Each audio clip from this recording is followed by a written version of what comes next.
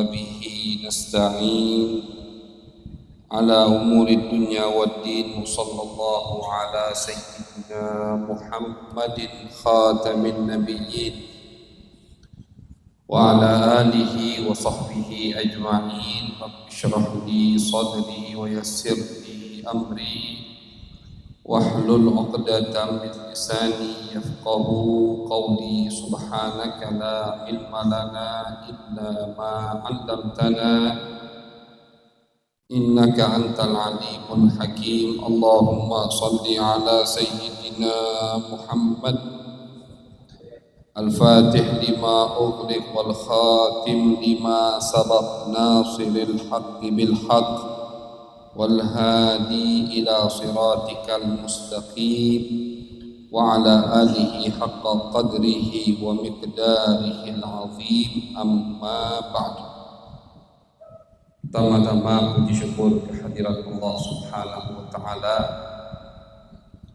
atas segala nikmat yang telah Allah berikan kepada kita, sehingga di malam hari yang insya Allah diberkahi oleh Allah Subhanahu wa taala, di tempat yang insya Allah penuh dengan barakah, karena tempat ini ditaksis oleh Abuya Habib Dai Allah Umar bin Hamdi As-Segaf untuk meneruskan dakwah Nabi besar Muhammad sallallahu alaihi wasallam.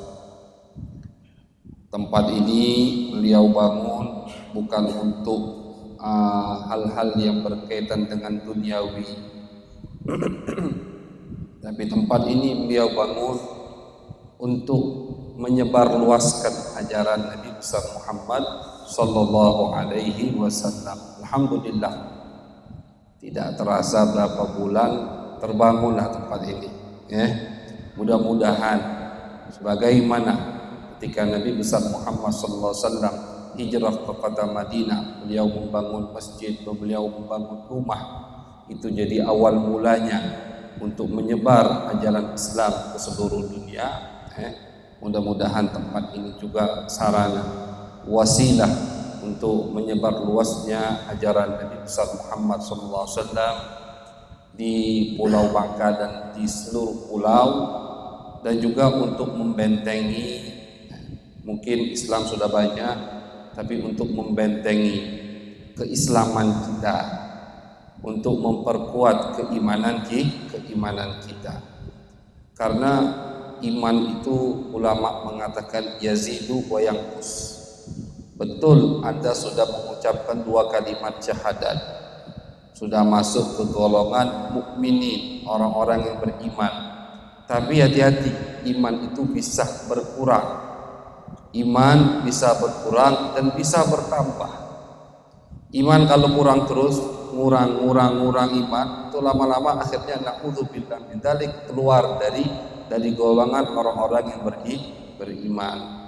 Jadi iman itu harus dijaga. Jangan mentang-mentang sudah mukmin, sudah muslim, sudah semaunya, apa yang dia lakukan semaunya, tidak dia jaga imannya. Hati-hati. Iman itu yazid wa yanqus. Iman itu bisa bertambah dan bisa berkurang. Berkurangnya iman dengan kita giat ibadah, dengan kita mendekatkan diri kepada Allah, dengan kita belajar daripada mengenal syariat yang dibawa oleh Nabi besar Muhammad sallallahu alaihi wasallam. Berkurangnya iman atau iman itu akan hilang kalau kita tinggalkan semua itu. Modal syahadat cuman, insya Allah selamat dari neraka, tapi selamat tidak dicuci di api neraka. Itu yang kita takuti. Yang kita takuti itu kita masuk nerakanya, itu yang kita takuti. Jadi dicuci lumayan, dicuci di api neraka. Api neraka itu diriwayatkan kalau 1 tetes dari jahanam itu tumpah ke bumi, ini bumi hangus semua. Bayangkan, kalau 1 tetes dari api neraka jahanam tumpah ke bumi, ini bumi hangus semua, hancur.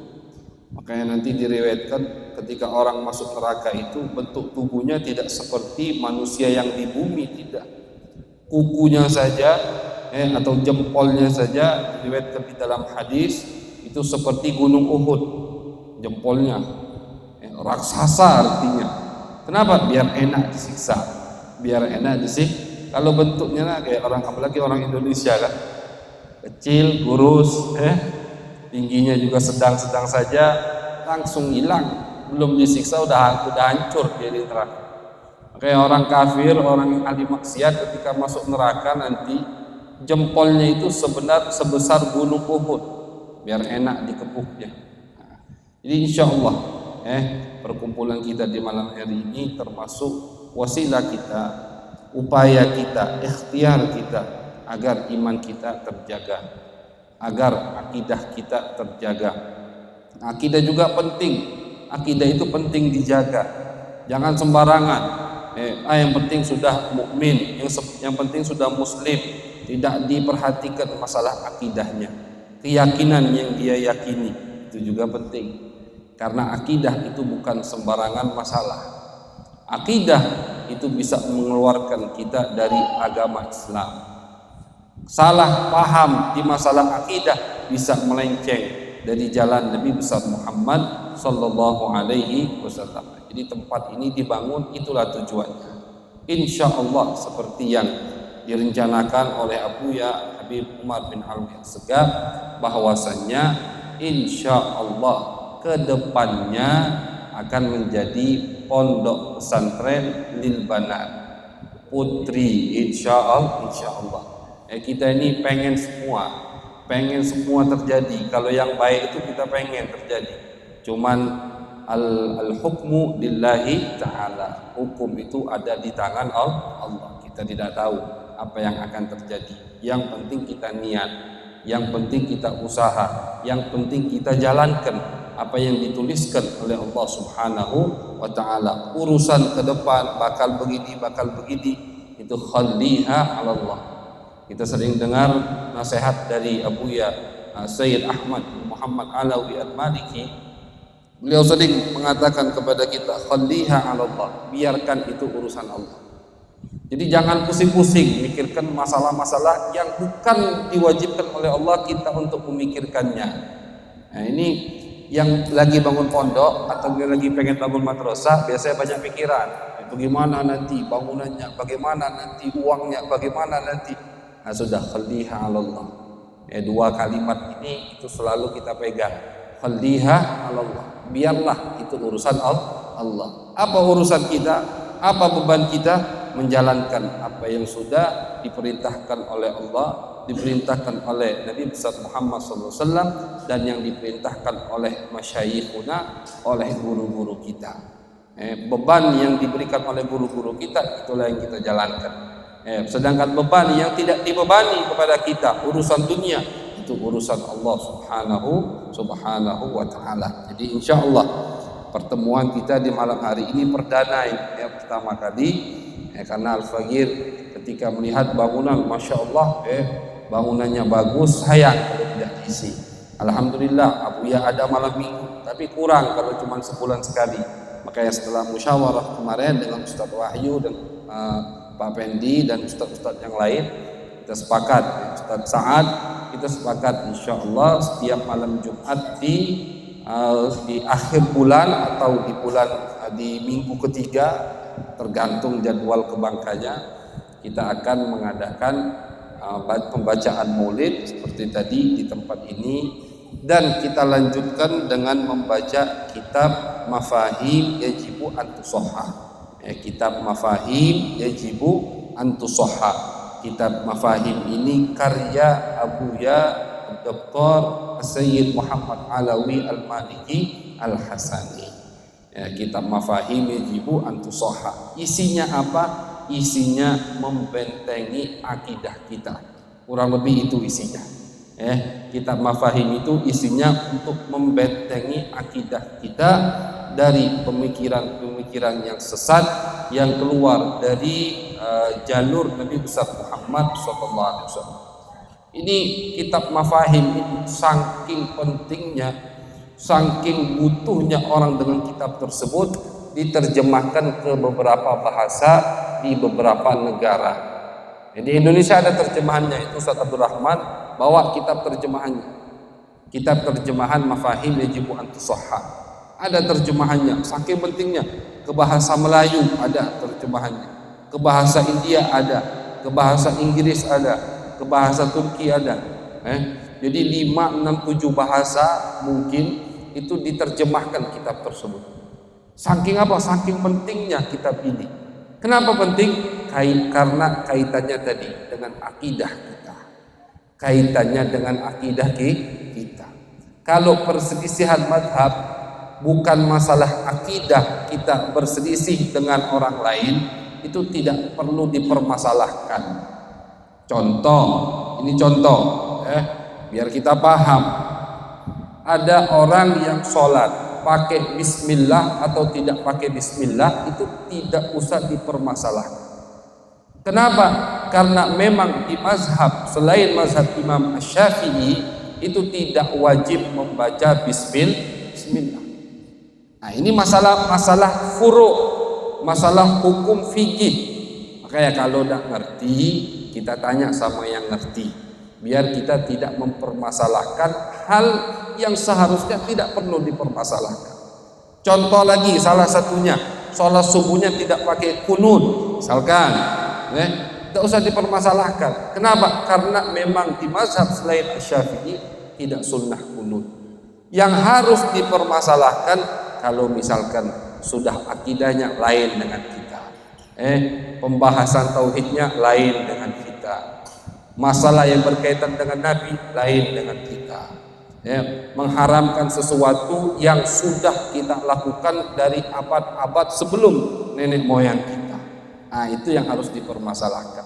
Nah, jadi di dalam kajian nanti insya Allah akan jelas semua kepada kita mana yang harus kita permasalahkan dan mana yang tidak harus kita permasalahkan.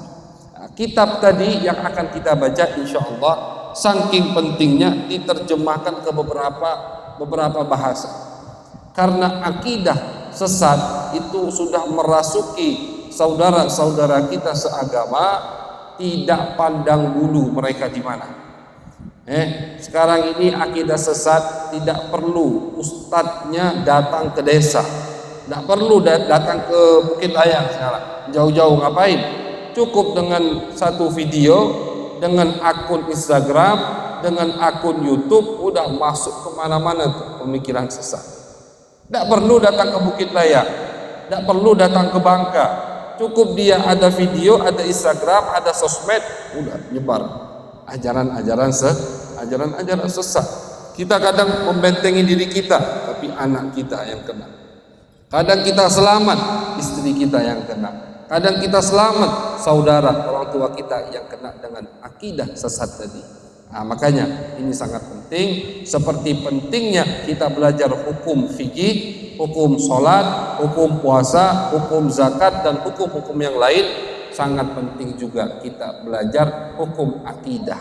Alhamdulillah, Abuya di malam minggu buka Aqidatul Awam, buka Aqidatul Awam. Itu kitab sangat berkah sekali, biar kita tahu mana akidah Ahlussunnah wal Jamaah. Kita yang mafahim ini sama kurang lebih pembahasan tentang akidah, cuman dari pandangan yang lain atau dari sisi lainnya. Insya Allah nanti kalau kita baca di pertemuan yang akan datang, karena sekarang belum dibeli kitabnya, yang mau beli kitab silahkan pesan sama Ustaz Wahyu, insya Allah akan dipesan kitabnya. Jadi insya Allah di pertemuan yang akan datang baru kita akan kaji kitab Abuya Sayyid Muhammad Alawi Al-Maliki Al-Hasani yang berjudul Mafahim Yajibu an Tusahhah. Ini Abuya ketika ngarang kitab tersebut itu orang-orang yang pemahamannya berlawanan dengan Ahlussunnah wal Jamaah geleng-geleng semua, tidak bisa berkomentar. Kenapa tidak bisa berkomentar? Karena kitab yang sangat luar biasa ini yang dikarang oleh Abuya menyelamatkan banyak dari akidah orang yang hampir tersesat mengikuti mereka yang berkedok selalu bawa-bawa Al-Quran dan hadis, Al-Quran dan hadis. Dikit-dikit kan begitu. Oh, apa kata Allah dalam Al-Quran? Apa kata Nabi di dalam hadis? Tidak usah ikuti imam ini, tidak usah ikuti imam itu. Kenapa? Kita ke Al-Quran dan hadis saja. Tidak semua orang bisa paham Al-Quran dan hadis kan? Ya, baca Al-Quran saja tidak semua orang bisa. Sekarang ini banyak yang muslim, muslimah, mukmin, mukminah, tapi tidak bisa baca Al-Quran. Bagaimana bisa memahami Al-Quran? Yang tahu Al-Quran saja belum tentu bisa paham Al-Quran. Yang bisa bahasa Arab belum dijamin bisa paham Al-Quran. Karena Al-Quran itu kalamullah, ucapan Allah Subhanahu wa ta'ala, maknanya luas. Laha ma'anin kamaujil bahri fi madadid, kata Al-Imam Al-Busiri dalam qasidah burdahnya, mempunyai makna seperti ombak yang ada di lautan, tidak ada habisnya. Tidak semua orang bisa paham langsung dari Al-Quran. Ulama saja, sahabat saja itu kadang nyerah ketika untuk memahami Al-Quran. Ini skala sahabat, skala sahabat Nabi besar Muhammad sallallahu alaihi wasallam itu kadang nyerah untuk memahami Al-Quran. Nah, jadi insya Allah di setiap malam Jumatnya kita akan duduk bersama di sini. Kita mulai, biarlah kita jadi orang pertama kali yang meramaikan daerah sini. Tadi Ustadz Wahyu takut Habib, malu kalau yang hadir sedikit, katanya. Jangan, yang 5 hadir kita tetap mulai majelis kita. Jangan pengen langsung banyak-banyak. Karena Nabi saja ketika mulai dakwahnya itu yang Islam kepada Nabi selama 5 tahun cuma 40 orang. Ini lebih dari 40. Kalau sama perempuannya lebih dari 40. Malam pertama ini atau permulaan perdana Nabi itu ketika diutus sama Allah selama 5 tahun atau 6 tahun itu cuma 40 yang masuk Islam.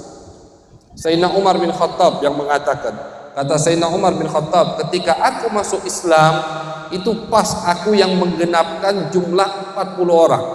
Kata Sayyidina Umar 40 orang. Kapan Sayyidina Umar masuk Islam? Di tahun ke-6 atau tahun ke-5 Hijriah, 5 Nabawiyah, setelah beliau diutus. Setelah Nabi 5 tahun atau setelah Nabi 6 tahun diutus oleh Allah, baru di tahun itu Sayyidina Umar bin Khattab masuk Islam. Sayyidina Umar mengatakan, aku orang yang ke-40. Ini Nabi, afdalul anbiya, afdalur rusul, Nabi yang paling mulia, utusan yang paling mulia, yang didekengi oleh Allah langsung dengan wahyu-wahyunya, Jibril bersamanya, yang dibawa beliau pasti benar, yang diucapkan beliau pasti benar. 40, 6 tahun. Kita sekarang malam ini udah lebih dari 40, alhamdulillah. Nah, jadi jangan, dan ini memang sering kita takuti. Wajar para da'i ilallah itu kadang ramai tidak, ini tidak gitu. Dan makanya guru-guru kita sering nasihati kita. Abu Sayyid Ahmad itu setiap anak yang mau pulang selalu dinasihati sama beliau, jangan kalian itu tertarik atau semangat dengan banyaknya yang hadir. Jangan semangat dengan banyaknya yang hadir, tapi semangat dengan ada yang mau belajar, begitu. Jadi jangan yang hadir 5 tidak semangat akhirnya, yang hadir 3 tidak semangat, yang hadir 100, 200, 500 baru dia semangat. Nah, berarti itu tandanya, termasuk tanda masih belum ikhlas kita dalam menyebarkan dakwah Nabi besar Muhammad sallallahu alaihi wasallam. Jadi kata Abu jangan terkaitkan dengan al-kam. Al-kam itu jumlah bahasa Arab. Jangan kalian terkaitkan dengan jumlah, tapi bil kaif. Tapi lihat 5 yang hadir tapi memang tulus, ikhlas mau mendengarkan kajian ilmu, itu lebih baik daripada 500 yang hadir tapi niatnya bukan untuk menuntut ilmu. Jadi jangan kita, dan yang hadir juga jangan bulan depan akhirnya tidak datang. Kenapa? Sepi yang hadir. Kata dia. Gitu. Jangan ikut-ikutan. Itu kan namanya ikut-ikutan. Kalau pengen hadir majelis karena rame, berarti itu ikut-ikutan, bukan dari dirinya. Memang yang ikut hadir majelis taklim. Dan kesempatan mumpung masih sepi, lebih enak kita majelisnya. Kalau sudah rame, susah nanti mau majelisnya. Al-Habib Abdullah bin Alawi Al-Haddad, ini Nabi taruhlah bisa dijadikan timbangan. Al-Habib Abdullah bin Alawi Al-Haddad Qutbul Irsyad, Ghauthul Ibad wal Bilad, yang karangannya dibaca di mana-mana. Itu di masa hidup beliau muridnya tidak banyak. Al-Habib Ahmad bin Zain Al-Habsyi salah satu muridnya. Ya, Habib Ahmad bin Zain Al-Habsyi. Teman Habib Ahmad ini pernah ngelapor atau curhat ke Habib Ahmad bin Zain Al-Habsyi, sama-sama murid Habib Abdullah bin Alawi Al-Haddad. Apa kata temannya? Wahai Ahmad, guru kita ini kan alim. Habib Abdullah bin Alawi Al-Haddad alim, pintar, karangannya banyak, wali Allah lagi, orang yang dekat dengan Allah, soleh, luar biasa. Tapi kenapa kok muridnya sedikit? Kok muridnya sedikit? Kalau majlis ta'limnya, majlis ilmunya itu kalau dibuka, yang hadir sepi katanya. Apa jawab muridnya yang punya pandangan yang lebih panjang? Apa kata Habib Ahmad bin Zain Al-Habsyi? Uskut, diam kamu. Hadzi wa hadzuka Zain, bagianmu dan bagianku itu mahal. Kata Habib Ahmad bin Zain Al-Habsyi, kita ini dapat bagian yang mahal. Coba bayangkan kalau Habib Abdullah muridnya ribuan, bisa apa kita duduk setiap saat dengan Habib Abdullah? Kalau Habib Abdullah sudah dikejar sama umat, bisa apa kita santai duduk, banyak bertanya, banyak baca kitab dengan Habib Abdullah bin Alawi Al-Haddad? Jadi tidak mesti dinilai majlis itu berkah dengan ramainya yang hadir, tidak mesti. Keberkahan itu tergantung niat yang hadir. Kadang memang dilihat dari sekilas, dari zahir kayak sepi, kayak tidak bersinar, padahal di sisi Allah sangat bersinar sekali. Mungkin kita sekarang ini gelap di sini tapi malaikat yang melihat kita itu kita lebih terang daripada bintang. Diriwayatkan di dalam hadis bahwasanya malaikat berkata kepada Allah, ya Allah, apa itu cahaya-cahaya yang kami lihat di bumi? Jadi malaikat itu melihat di bumi banyak cahaya seperti bintang, seperti kita melihat bintang di langit. Malaikat penasaran, tanya kepada Allah. Sama Allah tidak dijawab di dalam hadis diriwayatkan. Sama Allah, Allah perintahkan mereka untuk lihat sendiri. Coba kalian turun. Apa itu? Ada apa? Terang-terang itu apa? Dilihat sama mereka.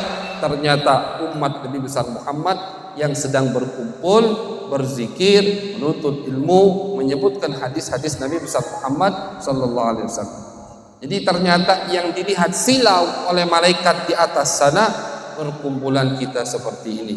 Walaupun gelap, jujur masih gelap memang di jalan. Yang terang sini cuma, yang lain gelap tadi kita di jalan. Subhanallah. Tapi alhamdulillah kita di mata Allah terang menderang. Alhamdulillah kita di mata Nabi besar Muhammad sallallahu alaihi wasallam terang menderang, diridhai oleh Nabi besar Muhammad insyaallah. Karena tujuan kita mengadakan majlis, hadir ke taklim itu bukan lain hanya untuk mendapatkan ridha Nabi besar Muhammad sallallahu alaihi wasallam. Maka jadilah orang pertama kali yang meramaikan majlis taklim as-sabiqun al-awwalun. Orang pertama kali itu punya nilai khusus di sisi Nabi. Jangan nanti kalau pas sudah rame baru ikut-ikutan. Nah, itu lain nilainya. La yastawi man anfaqa min qabli fathi wa ba'dah, kata Allah dalam ayat. Artinya kata Allah tidak sama orang yang masuk Islam sebelum Fathu Mekah dengan orang yang masuk Islam setelah Fathu Mekah. Artinya kata Allah tidak sama orang yang masuk Islam, percaya dengan Nabi sebelum Nabi jaya, sebelum Nabi menang, dengan orang yang masuk Islam setelah Nabi menang. Kan kemenangan Nabi itu diukur dari ketika Nabi merebut kota Mekah. Nabi keluar dari kota Mekah dimusuhi. Nah, ketika Nabi berhasil merebut kota Mekah, itulah diukur oleh Jazirah Arab kemenangan Muhammad dari kaumnya. Kata Allah tidak sama orang yang masuk Islam sebelum Fathu Mekah, sebelum Nabi Muhammad merebut kota Mekah kembali, dengan orang yang masuk Islam setelah Nabi Muhammad merebut kota Mekah. Karena as-sabiqun al-awwalun, as-sabiqun al-awwalun, orang yang pertama kali masuk Islam itu punya nilai khusus di sisi Allah, di sisi Nabi besar Muhammad sallallahu alaihi wasallam. Nah, jadi alhamdulillah antum sudah dipilih untuk yang pertama kali hadir. Mudah-mudahan istiqomah Insya Allah kita terus menerus baik di malam minggunya atau di malam Jumatnya kita menghadiri daripada rutinan yang diadakan di sekretariat ini atau di aula Ma'had Darul Hadits Al-Malikiyah lil Banat untuk putri, insya Allah teruskan. Jangan cuma hadir pembukaan, habis itu mingsep bahasa Palembangnya. Apa mingsep? Tak kejingoan lagi habis itu. Jangan, hadirkan terus. Kalau cuma sebulan sekali, masa sebulan sekali tidak mau hadir majlis taklim.